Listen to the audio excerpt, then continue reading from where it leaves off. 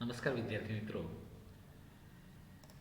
સરકારી વિજ્ઞાન અને વાણિજ્ય કોલેજ આહવા ડાંગના અર્થશાસ્ત્ર વિભાગ તરફથી હું ડૉક્ટર પ્રશાંત વાડીકર આપ સૌનું આ ઓનલાઈન લેક્ચર સિરીઝમાં સ્વાગત કરું છું. એસવાયબીએના સેમ 3માં સૂચકાંકનું પ્રકરણ આવે છે અને આજે એમાં સૂચકાંકની ઉપયોગિતા વિશે આપણે ચર્ચા કરવાની છે. એમાં 5 મુદ્દાઓ છે. સૂચકાંક કેવી રીતે સરકારની નીતિ વિષયક નિર્ણયોમાં મદદરૂપ થાય છે, સૂચકાંક કેવી રીતે લોકોના જીવન ધોરણની તુલનાના અભ્યાસમાં મદદરૂપ થાય છે, સૂચકાંક કેવી રીતે ભવિષ્યનું દિશા નિર્દેશનમાં મહત્વનો ભાગ ભજવે છે, ચોથો છે સૂચકાંકની મદદથી અર્થતંત્રમાં કે અર્થકારણમાં બદલાતા પ્રવાહોનો કેવી રીતે અભ્યાસ થઈ શકે કે એ વિશે કેવી રીતે માહિતી મળી શકે એ બાબત છે. અને 5મી બાબત છે કે સૂચકાંકના આંકડાઓની મદદથી કેવી રીતે સંશોધન અને પૃથ્થકરણ થઈ શકે છે. તો પહેલું છે નીતિ વિષયક નિર્ણયો. સરકાર માટે ખૂબ જ અગત્યનું હોય છે કે અર્થતંત્રમાં વસ્તુઓની કિંમત પર નિયંત્રણ રાખવું. એ વસ્તુઓની કિંમત પર ખૂબ જ મોટા પરિવર્તનો આવવા જોઈએ નહીં. ખાસ કરીને ફુગાવાની સ્થિતિ અર્થતંત્રમાં હોવી જોઈએ નહીં. કારણ કે ફુગાવાની સ્થિતિ ખાસ કરીને જે સમાજનો કે અર્થતંત્રનો જે ગરીબ વર્ગ છે એમની સ્થિતિ ખૂબ ખરાબ કરે છે. અને જે ગરીબીની રેખા છે, તો જો અર્થતંત્રમાં કિંમતો વધે, ભાવ વધે, તો એના લીધે જે લોકો ગરીબી રેખાની નીચે નથી એવા લોકો પણ ગરીબી રેખાની નીચે આવી શકે છે. બીજું છે કે કેટલીક વસ્તુ એવી હોય છે જે ખૂબ જરૂરી હોય છે, જેવી કે રોજિંદા વપરાશમાં વપરાતી વસ્તુઓ. એમાં અનાજ આવી શકે, કેરોસીન જે ઈંધણ માટે વપરાતું વસ્તુ હોય તે હોઈ શકે. તો આવી વસ્તુઓ છે તો એમની કિંમતો ન વધે એના માટે સરકાર જાહેર વહેંચણી કરે છે. અને સરકારે એના માટે પબ્લિક ડિસ્ટ્રીબ્યુશન સિસ્ટમ, ભારતમાં રેશનિંગની દુકાનો ચાલે છે. તો સૂચકાંકની મદદથી સરકારને એક વસ્તુ એ વાતનો ખ્યાલ આવે છે કે કઈ વસ્તુઓની કિંમત એ વધારે છે, અને જો એ વસ્તુઓ સામાન્ય માણસોને ન મળે તો એની લોકોના જીવન ધોરણ પર ખૂબ જ નકારાત્મક અસર આવશે. એટલે સરકાર પબ્લિક ડિસ્ટ્રીબ્યુશન, જાહેર વહેંચણીની વ્યવસ્થા થકી લોકો સુધી જરૂરી વસ્તુઓ પહોંચાડવાનું કામ કરે છે. આ ઉપરાંત સરકાર માટે ભાવ નિયંત્રણ પર ખૂબ અગત્યનું છે. આજે જાહેર વહેંચણીની વ્યવસ્થા છે, જેને આપણે પબ્લિક ડિસ્ટ્રીબ્યુશન સિસ્ટમ કહીએ, એ પણ ભાવ નિયંત્રણનો એક હિસ્સો છે. તો સરકારને સૂચકાંકની મદદથી એ ખ્યાલ આવે છે કે અર્થતંત્રમાં ફુગાવાની સ્થિતિ ખૂબ વધી ગઈ છે. તો એ ફુગાવાની સ્થિતિને નિયંત્રણમાં કરવા માટે, ભાવ નિયંત્રણમાં કરવા માટે સરકાર કયા પગલાઓ લઈ શકે છે? તો સરકારે એ વિશે વિચારવું પડે છે. એક પગલાં તો સરકાર પબ્લિક ડિસ્ટ્રીબ્યુશન સિસ્ટમ કે જાહેર વહેંચણીની વ્યવસ્થા થકી વસ્તુઓની કિંમતને નિયંત્રણમાં લાવી શકે. સરકાર સીધી રીતે પોતાની દખલઅંદાજી કરી શકે, ડાયરેક્ટ કંટ્રોલ કરી શકે. આજથી અમુક વર્ષો પહેલાં જે પેટ્રોલ અને ડીઝલની કિંમતો હતી એ સરકારના નિયંત્રણમાં હતી, સરકાર નક્કી કરતી હતી.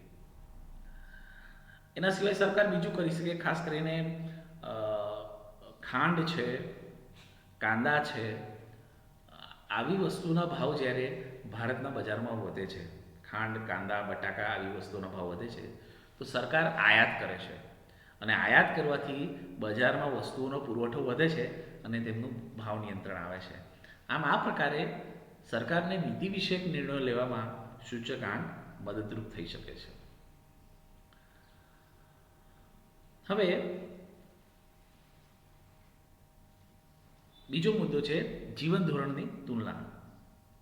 એમાં જે લોકોનું જીવન ધોરણ છે એની સરકારે તુલના કરવાની હોય છે કે લોકો કેવું જીવન જીવે છે.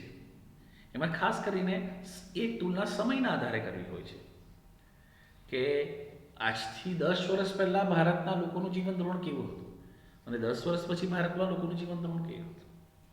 માત્ર ભારતના લેવલે નહીં પરંતુ વૈશ્વિક સ્તરે પણ આવો અભ્યાસ થતો હોય છે કે વિશ્વના લોકોનું જીવન ધોરણ આજથી 10 વર્ષ પહેલાં, 20 વર્ષ પહેલાં કે આર્થિક સુધારાઓ પહેલાં કેવું હતું, 1951માં આર્થિક સુધારાઓ પહેલાં કેવું હતું અને એના પછી કેવું છે. તો એનાથી જે આર્થિક સુધારાની નીતિ હતી તો એ નીતિની સમીક્ષા થઈ શકે કે શું એ નીતિના લીધે લોકોનું આર્થિક જીવન ધોરણ સુધર્યું છે કે નથી સુધર્યું. તો એ સમયના જુદા જુદા સમયના પરિપ્રેક્ષમાં આ અભ્યાસ થઈ શકે અને એના આધારે આપણને એ ખબર પડી શકે શું વાસ્તવમાં લોકોનું જીવન ધોરણ સુધર્યું છે. બીજો મુદ્દો છે આમાં કે રાજ્ય રાજ્ય વચ્ચેની તુલનાત્મક અભ્યાસ થતો હોય છે, કમ્પેરિઝન થતી હોય છે કે ગુજરાત છે, મહારાષ્ટ્ર છે, પંજાબ છે, આ બધા રાજ્યોમાં જીવન ધોરણની શું સ્થિતિ છે અને લોકોનું જીવન ધોરણ એનું એક નિર્દેશક સૂચકાંક છે કે ત્યાં જે સામાન્ય ભાવ સપાટી છે, જે કિંમતનો સૂચકાંક છે, જેને પ્રાઇસ ઇન્ડેક્સ કહેવામાં આવે છે, એની શું સ્થિતિ છે રાજ્યવાર. એટલે જુદા જુદા રાજ્યવાર એનો અભ્યાસ થઈ શકે અને એના પરથી આપણને ખ્યાલ આવી શકે કે લોકોનું જીવન ધોરણ કેવું છે અને એ લોકોના જીવન ધોરણની તુલના થઈ શકે. આવી જ રીતે વૈશ્વિક રીતે પણ થઈ શકે કે વૈશ્વિક રીતે આપણને એવું ખબર પડી શકે કે જે અમેરિકામાં જે નાગરિક રહે છે એણે સામાન્ય વસ્તુને મેળવવા માટે કેટલો ખર્ચ કરવો પડે છે અને ભારતમાં જે નાગરિક રહે છે એણે સામાન્ય વસ્તુને મેળવવા માટે કેટલો ખર્ચ કરવો પડે છે. અથવા તો બીજો કોઈ દેશ હોય કે મલેશિયા હોય કે જાપાન હોય, ત્યાંના નાગરિકોએ સામાન્ય વસ્તુને મેળવવા માટે કેટલા રૂપિયાનો ખર્ચ કરવો પડે છે. તો આવી જ વસ્તુ રાજ્યવાર પણ થઈ શકે કે મુંબઈમાં રહેતો નાગરિક છે એણે સામાન્ય વસ્તુને લેવા માટે કેટલો ખર્ચ કરવો પડે છે અને બીજી તરફ ગામડામાં રહેતા વ્યક્તિ છે એણે કેવી રીતે ખર્ચ કરવો પડે છે. તો જીવન ધોરણની મદદથી આપણે અલગ અલગ સમયમાં અલગ અલગ સ્થળના લોકોના જીવન ધોરણની તુલના કરી શકીએ છીએ. હવે છે દિશા નિર્દેશ. તો દિશા નિર્દેશની જ્યારે વાત આવે છે ત્યારે સરકારને દિશા નિર્દેશ માટે કે શરૂઆતમાં ભારતમાં પંચવર્ષીય યોજનાઓ હતી અને પંચવર્ષીય યોજનાઓમાં એ 1951થી શરૂ થઈ હતી અને એમાં દર 5 વર્ષનું આયોજન કરવામાં આવતું હતું. એમાં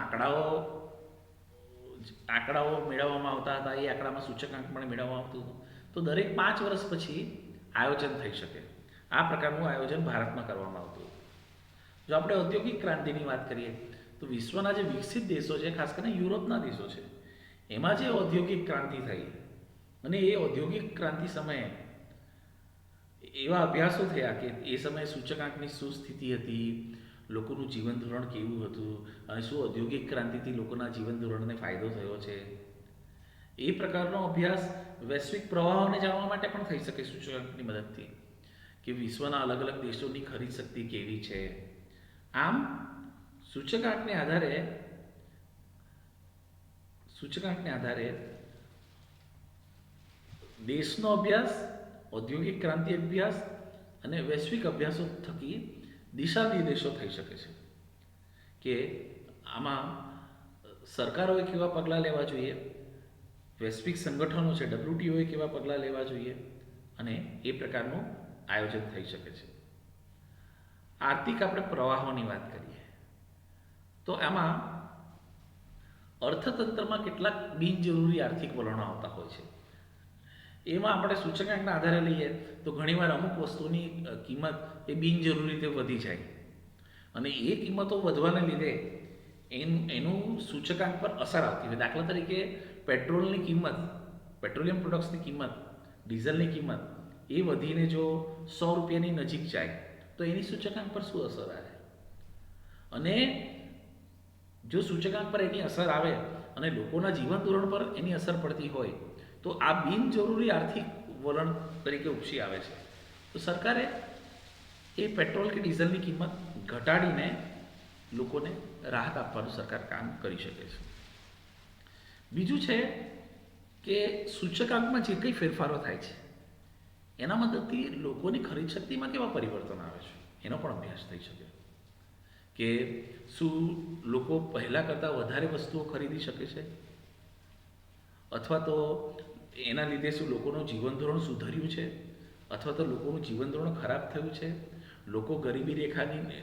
કેટલા લોકો ગરીબી રેખાની ઉપર આવ્યા છે, કેટલા લોકો ફુગાવાની સ્થિતિને લીધે ગરીબી રેખાની નીચે આવ્યા છે. એક અત્યારે જ આપણે લઈ લઈએ કે અત્યારે કોવિડ-19ની પરિસ્થિતિ ચાલે છે. તો કોવિડ-19ની પરિસ્થિતિમાં ઘણા બધા ઉદ્યોગ ધંધાઓ બંધ છે અને એની સીધી અસર લોકોની આવકો પર પડી છે અને એના લીધે લોકોની ખરીદ શક્તિમાં ફેરફાર આવશે અને એના લીધે જે લોકો પહેલાં ગરીબી રેખાની નીચે નહીં હતા એવા લોકો પણ ગરીબી રેખાની નીચે આવશે. તો અહીં આખા સૂચકાંકને આપણે રીએડજસ્ટ કરવો પડશે. મૂડીરોકાણ અંગેની નીતિ સૂચકાંકની મદદથી, દાખલા તરીકે અત્યારે તમે જુઓ તો સોનાનો ભાવ એ સોનાનું છે એ સોનાનો ભાવ એ પ્રતિ 10 ગ્રામ 50,000ની ઉપર ચાલ્યો ગયો છે. તો લોકો ક્યાં રોકાણ કરશે? શું લોકો શેર બજારમાં રોકાણ કરશે? લોકો ધાતુઓમાં રોકાણ કરશે? અને વિશ્વથી જે રોકાણ આવે છે એ ભારતના કયા ક્ષેત્રમાં આવશે? બેન્કિંગ ક્ષેત્રમાં આવશે, મેડિકલ ક્ષેત્રમાં આવશે, કે ભારતના ધાતુના ક્ષેત્રમાં આવશે, કે કન્સ્ટ્રક્શનના ક્ષેત્રમાં આવશે? તો એ પણ સૂચકાંકની મદદથી જાણી શકાય છે. કારણ કે સૂચકાંકની મદદથી જે જુદા જુદા શેર્સ છે એ શેર્સની કિંમતોનો ઇન્ડેક્સ પણ તૈયાર થઈ શકે. આજે સેન્સેક્સ છે એ શું દર્શાવે છે? NSE BSE એ શું દર્શાવે છે? એ શેર બજારમાં જે શેરો હોય છે એની કિંમતોનો ઇન્ડેક્સ છે. એ પણ એક પ્રકારનો સૂચકાંક છે. ત્રીજું છે સરકારી નીતિની અસર. ઘણીવાર સરકાર કેટલાક પગલાં લેતી હોય છે. દાખલા તરીકે ભારત સરકારે ડિમોનેટાઇઝેશન કહીએ આપણે એનો નિર્ણય લીધો હતો કે 500 અને 2000ની નોટો બંધ કરી હતી. તો એના લીધે લોકોની ખરીદ શક્તિ પર કેવી અસર પડી એનો પણ અભ્યાસ થઈ શકે. શું એ નીતિ લોકોને ફાયદાકારક હતી કે લોકોને નુકસાનકારક હતી? તો સરકાર કોઈ પણ નીતિગત નિર્ણયો લે છે. અત્યારે સરકારે સસ્તા દરે 1 લાખ રૂપિયાની લોન આપવાની એક નીતિ જાહેર કરી છે જેથી ઉદ્યોગ ધંધાને ફાયદા થાય. તો શું આ નીતિને લીધે લોકોને ફાયદો થશે, નહીં થશે? એ પણ સૂચકાંકની મદદથી જાણી શકાય છે. અથવા તો સરકાર કોઈ નિર્ણય લે છે અને એ નિર્ણયની અસર વસ્તુઓની કિંમત પર પડતી હોય અથવા તો લોકોની આવક પર પડતી હોય અને એના લીધે શું લોકો ગરીબી રેખાની ઉપર આવ્યા છે, લોકોને કેટલો ફાયદો થયો છે, આ બધી બાબતો આપણે સૂચકાંકની મદદથી જાણી શકીએ. અત્યારે અસમ અને બિહારમાં પૂરની સ્થિતિ છે, ફ્લડની સ્થિતિ છે. તો એ ફ્લડની સ્થિતિમાં એક ખૂબ જ સ્વાભાવિક છે કે લોકો અમુક આવકો ગુમાવશે. એમાં સરકાર એમને કંઈ મદદ કરશે તો શું સરકારને મદદ કરવાથી લોકોને ફાયદો થશે? નહીં થશે. એ પણ સૂચકાંકની મદદથી જાણી શકાય છે. જુદા જુદા ક્ષેત્રોની સ્થિતિ. અર્થતંત્રમાં જે જુદા જુદા ક્ષેત્રો છે, ઉદ્યોગનું ક્ષેત્ર છે, કૃષિનું ક્ષેત્ર છે.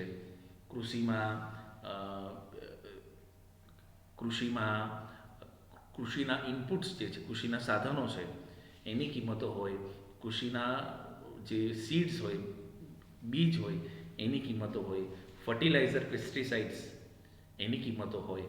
તો એનો સૂચકાંક તૈયાર થઈ શકે અને એના આધારે એ ક્ષેત્રની પરિસ્થિતિ શું છે, વર્તમાન સ્થિતિ શું છે એનો પણ અભ્યાસ થઈ શકે છે. આમ સૂચકાંક છે એ સમગ્ર અર્થતંત્રનું બેરોમીટર તરીકે કામ કરે છે કે અર્થતંત્રની સ્થિતિ કેવી છે એ જાણવું હોય તો સૂચકાંકની મદદથી એ જાણી શકાય છે. સંશોધન અને પૃથ્થકરણ. તો જે પણ સૂચકાંકની મદદથી આંકડાઓ તૈયાર થાય છે. એ આંકડાઓનો સંગ્રહ થાય છે. એ ભૂતકાળના આંકડાઓ, વર્તમાનના આંકડાઓ અને એ ભૂતકાળ અને વર્તમાનના આંકડાનો અભ્યાસ પરથી, દાખલા તરીકે અત્યારે COVID-19 કોરોના વાયરસની સ્થિતિ ચાલે છે, તો એ સ્થિતિમાં અર્થતંત્ર પર કેવી અસરો ઊભી થઈ છે એનો અભ્યાસ થઈ શકે. બીજું છે કે વર્તમાન જે સ્થિતિ છે એમાં આપણું ભવિષ્ય કેવું હશે. કારણ કે માનો કે COVID-19ને લીધે અર્થતંત્ર પડી ભાંગ્યું છે. અર્થતંત્રના ઘણા બધા ક્ષેત્રો છે જે કામ નથી કરતા અત્યારે, અને એના લીધે લોકોની આવકો બંધ થશે. પરંતુ ભવિષ્ય માટે કેવી રીતે આયોજન થઈ શકે કે લોકોની આવકો ભવિષ્યમાં કેવી રીતે વધી શકે, તો એ શક્યતાઓ માટે પણ સંશોધન અને પૃથ્થકરણ માટે સૂચકાંકના આંકડાઓ ખૂબ જ જરૂરી બને છે. ઘણીવાર નીતિ વિષયક નિર્ણયો કરવાના હોય છે. જે નીતિ વિષયક નિર્ણયમાં એવું હોય છે કે જે સરકાર નીતિ લેતી હોય છે એ વૈશ્વિક પ્રવાહમાં વહેતી હોય છે. ઘણીવાર આપણે વૈશ્વિક પ્રવાહથી ઉલટા વળીને નિર્ણય લેવો પડે છે કે વિશ્વમાં જે પ્રકારના નિર્ણયો લેવાય છે એ નિર્ણયો આપણા માટે યોગ્ય નથી અને આપણે એના કરતાં અલગ નિર્ણયો લેવા પડે છે. તો આવી પરિસ્થિતિઓનો આવી પરિસ્થિતિઓમાં આપણે નિર્ણય લેવો હોય તેના માટે સંશોધન અને પૃથ્થકરણ માટે પણ સૂચકાંકના આંકડાઓ ખૂબ જ જરૂરી બન્યા છે. તો વિદ્યાર્થી મિત્રો, આ લેક્ચર અહીંયા પૂરો થયો છે. આ લેક્ચર આપણને કેવો લાગ્યો એનો રિવ્યૂ મને જરૂર મોકલજો. આભાર, ધન્યવાદ.